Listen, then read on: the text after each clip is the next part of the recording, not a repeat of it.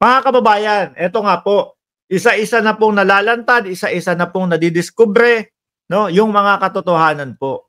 Ngayon, ang tanong natin, ano ang plano ng Pangulo sa mga mababanggit na pangalan, sa mga mapapatunayan na kasabwat po, etc., etc. Ito po ang ating Pangulo. Oh, wait lang ha, i-atras ko lang ho ng konti mga bossing. Oh, sabi dito sa ibabaw ng caption, PBBM sa mga tumulong na makalabas si Alice Go. Kay Alice Go pala. Pero Alice Go, Pogo. Oh.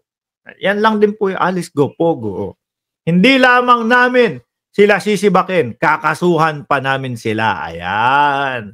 Oh, panoorin ho natin mismo yung sinasabi ni Attorney Harry Roque na ang ating presidente ay may blue code daw po. May blue code ka pang nalalaman dyan. No? Eto, ang sigla-sigla, magsasalita, lahat daw ng tumulong. Oh, may kalalagyan. Ano pong marching orders, no? And sino-sino po yung masisibak, sir, sa BI or other agencies? Well, they don't. Roque, baka isa ka sa tumulong sa magpalabas kay Alice Go. Ha? Nako. Require marching orders. They're doing they're implementing the legal orders that were sent to them by the court, and that is to bring back the fugitive Alice Go to the Philippines. So, ayan, bukas nga daw po mga kababayan, ang sabi po sa balibalita bukas daw posibleng nasa Pilipinas na si Alice Go. Kada po dumadami yung mga nahuhuli, yung mga nakukuha. Malamang sa alamang sila Harry Roque. Tapos yung mga nadadawit na matataas na opisyal na dating ng ating gobyerno dati. Siguro medyo menginig na din ho ng konti yan. Ano? Papalapit na ng papalapit. Siguro hindi lang ho si Harry Roque. No? Ang posible, ang baka magtago. Sabi ni Dennis De Lasso, sino kaya ang nakatanggap ng 200 million? Yun din po ang aalamin. Sabi ni Rivers, for sure yan, Sir Mark, na may connection si Harry Roque sa pagtakas ni Alice Go. Sabi, baka dumaan pa ng Davao yan bago dumiretso ng pagtakas. Tapos niyan, may lalabas na naman sa Lungga. Great. Lolita Belen. Siguro mga next week. No? Si pastor, no? Yung Son of God na nasa ilalim ng lupa. Sagwa, no? Son of God na nasa ilalim ng lupa. Baka lumabas na yun. Baka makuha na po yun. Tuloy na po natin ito. that is what they are doing. We are already finalizing the arrangements for the return of Alice Go back to the Philippines sometime today. Sir, identified na po ba sino yung masisibak? Sino? Masisibak, sir. Oh, you'll find out soon enough. Ayan! You find out kung sino yung masisibak. Malamang sa Bureau of Immigration. Ako po kumbaga sa pag-a-analyze ko lang po sa mga nangyayari sa galaw-galaw ng politika, yun yung nakikita kong merong masisibak po, mga kababayan. Baka, naku po, ewan ko na lang. Baka umabot to, sabi ng mga DDS. Puro ka baka. O di kalabaw naman, kalabaw na umabot to doon sa dating Pangulo. Ano sa tingin ninyo mga kababayan? Sir, may number na ba tayo? Ilang personal po yun? Ilan po yung masisibak, sir? All of those who are implicated All of those, madami ha? in the in assisting Alice Go to leave the Philippines illegally as a fugitive from justice will certainly pay the price. Not only will they, ang tanong nyo, sino yung sisibakin?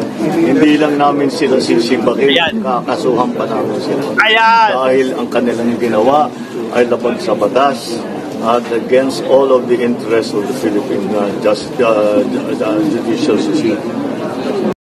Baka kaya ang sinasabi, naku, Harry Roque, bakit mo pinapakalat na maluba ang sakit ng Pangulo? Tapos ayan, nasa harap namin, nagsasalita. Siguro iniisip ni Harry Roque, mategi ka na nga. Nadidiin ako ng nadidiin. Tapos nagsalita na si Cassie Ong, Diyos ko Lord. Ay nako po Lord. Harry Roque. Dapat ang title natin dito sa vlog na ito, Harry Roque. Nagtatago na o magal sa balutan na. Kaya dapat po, lahat ng otoridad, mga kababayan, nakikita nyo naman po kung ano mga ginagawa. No? Sa ating pong mga otoridad, sa ating pong gobyerno, nakikita nyo naman po ang ginagawa nila pagka malapit ng masukol. Techie Mind, shoutout sa iyo.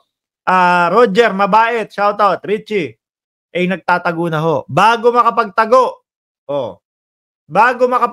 mga kababayan, nako, dapat makuha na agad, no? Siguraduhin na hindi naaabot sa puntong magtatago itong mga ito, mga bossing. Bakit ho?